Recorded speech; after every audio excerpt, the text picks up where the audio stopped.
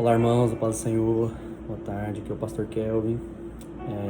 Nós estamos promovendo esse vídeo para nos posicionarmos em relação a um tema que ele é um pouco chato de se falar, mas a gente precisa encarar essa etapa que nós estamos vivendo no mundo, né?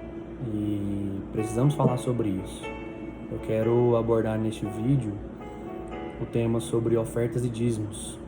Eu sei que é um momento onde muitas pessoas estão falando em conter gastos, muitas empresas têm tomado atitudes de retenção de gastos, e a gente vem falando e relembrando os irmãos sobre ofertas e dízimos.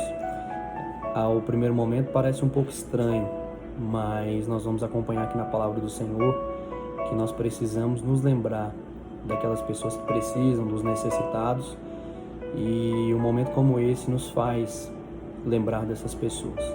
Eu quero primeiro aqui dizer para os irmãos, esse vídeo é específico para a nossa igreja, que eu cumpro um papel, além de vice-presidente, vice-pastor do nosso Ministério Verbo. Nós somos responsáveis também pela parte financeira. Então, cabe a nós essa parte de falarmos sobre esse assunto, né? Sobre esse assunto financeiro. Então, eu quero justificar aqui também e dizer que estou representando todo o corpo diretivo da igreja, na pessoa do pastor presidente, pastor Jaciro, da nossa pastora Vanilda, do pastor Zacarias, que é o secretário do ministério, né? E eu como vice-presidente compondo aí essa mesa diretora. E justificando que o vídeo é muito em linha a esse cenário mesmo que nós estamos vivenciando, né? E que nós precisamos estar atentos a essa questão.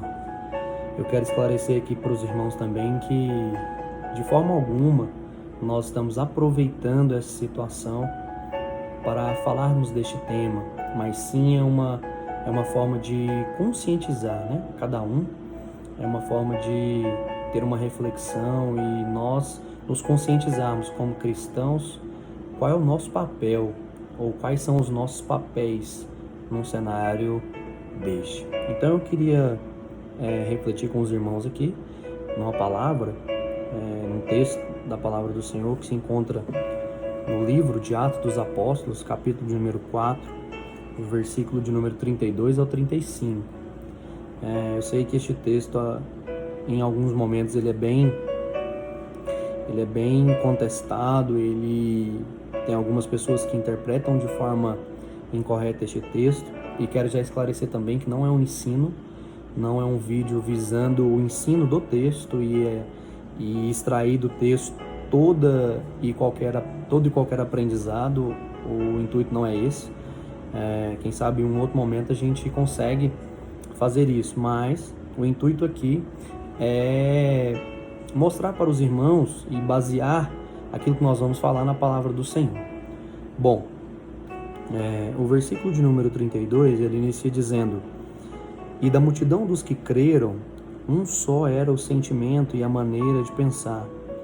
Ninguém considerava exclusivamente os bens que possuía, mas todos compartilhavam tudo entre si. Com grande poder os apóstolos continuavam a pregar, testemunhando da ressurreição do Senhor, e maravilhosa graça estava sobre todos eles." Versículo 34. "Não havia uma só pessoa necessitada entre eles, pois os que possuíam terras ou casas as vendiam, traziam o dinheiro da venda e o depositavam aos pés dos apóstolos, que por sua vez o repartiam conforme a necessidade de cada um." Bom, vai me faltar tempo aqui, e eu quero já antecipar para os irmãos que o vídeo vai ser um pouco extenso, mas eu gostaria que todos visualizassem até o final para a compreensão daquilo que nós estamos tratando principalmente, e desse momento, né? Me faltaria tempo para explicar todo o contexto ao qual esse texto está inserido. Como eu disse, o intuito do vídeo não é uma exposição ou retirar do texto tudo aquilo que ele quer nos ensinar, porque esse texto é muito poderoso e nós vamos tentar retirar o máximo e fazer um resumo ao máximo deste texto. Bom, o primeiro versículo começa dizendo que a multidão dos que creram, né? Essa multidão, essas pessoas, elas são resultado da pregação de Pedro e João. Em Atos capítulo nesse mesmo capítulo 4, no versículo de número 4, se você voltar a sua Bíblia um pouquinho, você vai perceber que João e Pedro estavam pregando a palavra do Senhor. Isso é um desencadeamento que se dá lá no capítulo de número 3, quando eles estão à porta do templo da Formosa, e eles falam aquela palavra para aquele paralítico, né? Levanta e anda. Então isso vai se desdobrando até chegar aqui. Então essa multidão é mais ou menos 5.000 homens. O versículo 4 vai revelar para nós que mais ou menos 5.000, ou aproximadamente 5.000 homens creram na palavra que eles estavam pregando. Então nós podemos colocar aqui numa conta besta, 15 a 20 mil pessoas era essa multidão que creram, que o versículo de número 2 já começa dizendo. Então, se nós observarmos isso, tem um detalhe importantíssimo, que essa igreja era extremamente nova. Esse povo agora, que o versículo de número 2 vai apresentar, é uma igreja nova, é um povo de nova conversão. Eles tinham acabado de se converter ao caminho de Jesus. E o texto continua dizendo, um só era o sentimento e a maneira de pensar. Então, qual era a forma? A pergunta que nós devemos fazer para o texto é, qual era a forma de pensar? E a resposta é única. A forma era única. Eles pensavam de uma forma única. Todos os novos cristãos, essa multidão de pessoas que nós estamos colocando aqui, de 15 a 20 mil pessoas, eles pensavam de forma única. Não haviam discórdias. Nesse sentido, todos pensavam no melhor para todos. Então não havia discórdia entre eles. Eu queria o melhor para mim, também queria o melhor para o meu irmão. Essa era a forma deles pensar. Era única, todos eles tinham esse mesmo pensamento. E aí o versículo continua dizendo, ninguém considerava exclusivamente seu os bens que possuía, mas todos compartilhavam entre si. Quais eram os sentimentos? E aí é uma parte importante para nós entendermos. Quais eram estes sentimentos e estes pensamentos que eles tinham? O primeiro que eu quero destacar não está escrito no texto, mas o texto fala por si.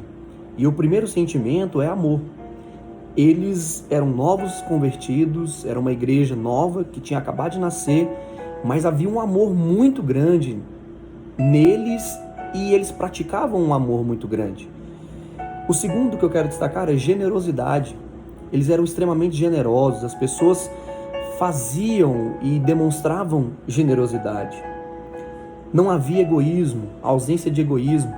Ninguém pensava em si mesmo e no melhor só para si, mas o pensamento era no melhor para todos.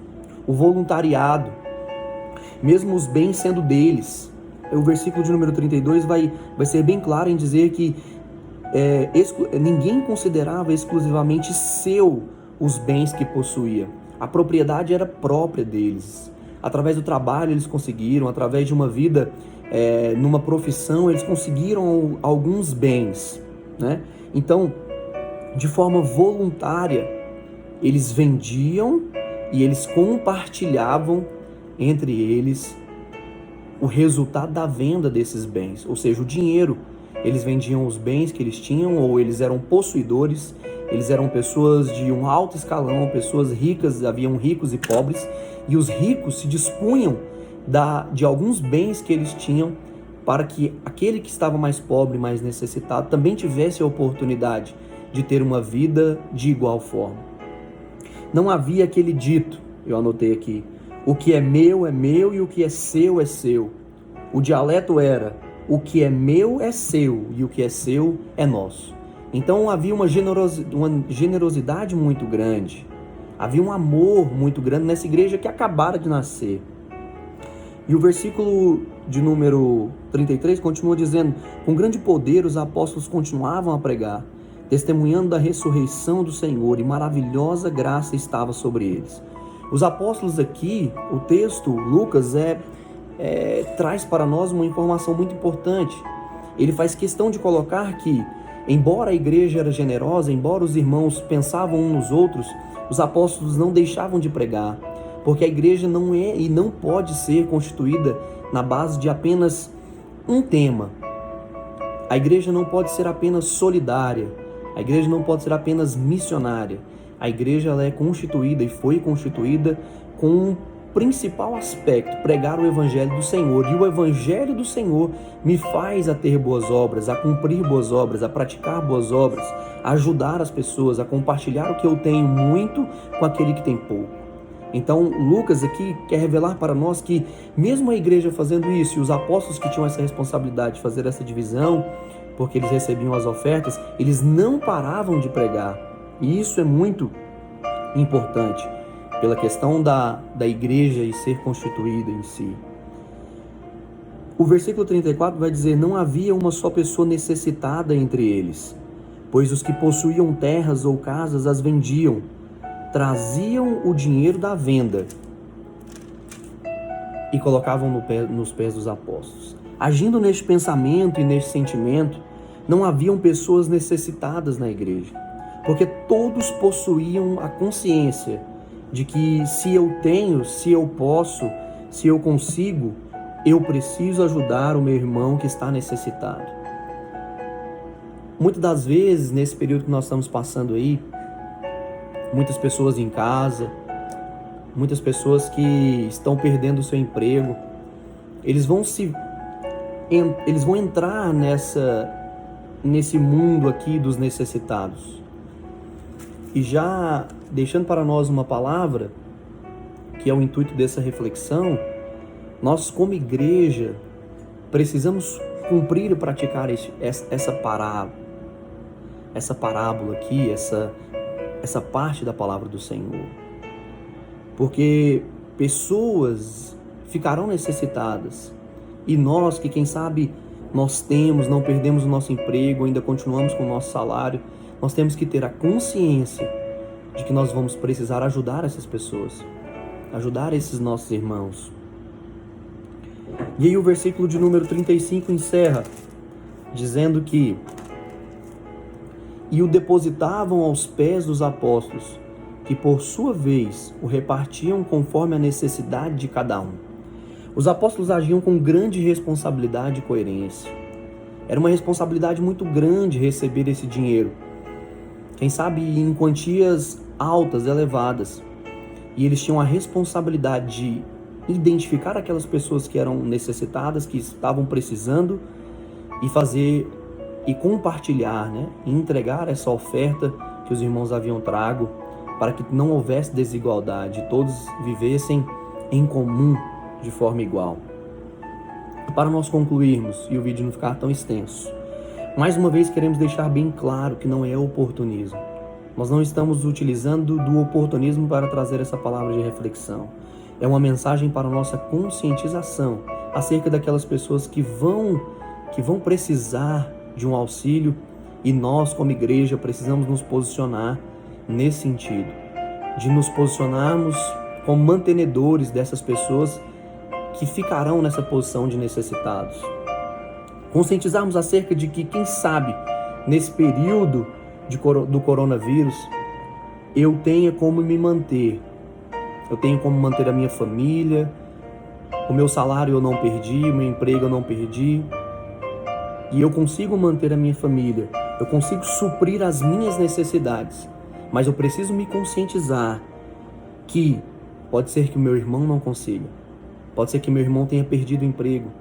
Pode ser que meu irmão não esteja conseguindo trabalhar neste período. E nós precisamos nos levantar como mantenedores dessas pessoas, para auxiliar essas pessoas. Diante desse cenário, precisamos praticar essa palavra e suprir aquele que está necessitado, para que ele venha se igualar à minha condição. Quem sabe a comida está posta à minha mesa, mas na mesa do meu irmão não está. por este fato, por essa situação. Não a condição no sentido de ele ter a mesma casa, o mesmo carro, a mesma poupança, nós nem queremos chegar nisso. Mas a mesma condição de alimento à mesa, de uma sobrevivência nesse período. E aí nós falamos de todos os custos básicos para uma pessoa sobreviver. E todos nós sabemos quais são os custos básicos. E quais são os exemplos dos necessitados, as pessoas que nós iremos procurar ajudar neste período. A primeira que eu destaquei aqui, os autônomos, as pessoas que têm o seu próprio negócio. E aí nós estamos falando de pedreiros, encanadores, serralheiros, cabeleireiras, pessoas que trabalham em salão de beleza, pessoas que são autônomas, pessoas que têm microempresas, microempreendedores, que fazem parte da nossa igreja e nesse período, infelizmente, eles não vão poder trabalhar porque não podem sair das suas casas. E quem sabe ele ou ela é a mantenedora da casa e agora ele está se vendo numa situação difícil. O segundo, irmãos, que por essa questão, esse cenário do coronavírus e de quarentena e ficar em casa, vierem a perder o seu emprego. Ontem nós recebemos uma informação de uma pessoa da nossa igreja que perdeu o emprego por conta disso. E pessoas perderão o emprego. Isso vai ser uma realidade. Ontem mesmo nós disponibilizamos uma oferta para um irmão autônomo, que infelizmente ele não está podendo sair da casa dele para trabalhar, e nós suprimos ele com uma certa quantidade em dinheiro para que ele possa sobreviver, para que ele possa levar o alimento à mesa da casa dele. O nosso pedido é o último item desse vídeo. Mesmo neste período, não deixe de ofertar ou dizimar. Mesmo não podendo ir à igreja, eu sei que nós que estamos vindo de um contexto assembleano, às vezes a gente tem aquele costume de sempre dizimar em dinheiro, levar à nossa igreja as nossas ofertas, também levar ao templo, mas eu quero pedir para os irmãos. Ao final deste vídeo, eu vou disponibilizar o folder com todas as informações bancárias da nossa igreja. Quero destacar novamente, não é oportunismo. É uma mensagem para a nossa reflexão e conscientização. Que nós não venhamos deixar de dizimar e ofertar, porque neste período é que nós vamos mais precisar para ajudar esses irmãos, para ajudar as pessoas necessitadas da nossa igreja e até, quem sabe, pessoas que não estão no hall de membros da nossa igreja, mas precisam ser ajudadas porque estão necessitadas. Hoje o nível tecnológico ele está muito avançado. Nós conseguimos fazer transferências bancárias do nosso celular, do nosso notebook, das nossas próprias casas. Então, o nosso pedido é que você não desampare o seu irmão neste momento, e que nós venhamos ter essa consciência, essa conscientização de que nós precisamos continuar ofertando e dizimando na casa do Senhor, para que esses irmãos sejam alcançados. Irmãos, irmãs que estejam necessitados, nos procurem. Você que é autônomo, você que não está conseguindo trabalhar nestes dias, está precisando de uma ajuda, de uma cesta básica, de um alimento, de um valor para pagar uma água, energia, para o seu sustento básico, nos procure, porque nós como igreja estamos nos posicionando a auxiliar você, na medida do possível, nós estamos posicionando para ajudar você. Então não fique envergonhado, nos procure, porque nós, igreja, estamos aqui para cumprir também este papel. Dizendo isso, eu quero dizer que Deus nos abençoe. Que Deus abençoe os nossos irmãos e proteja a igreja dele na terra. Que Deus abençoe o nosso ministério e a nossa igreja. Fique com Deus, um grande abraço, paz do Senhor.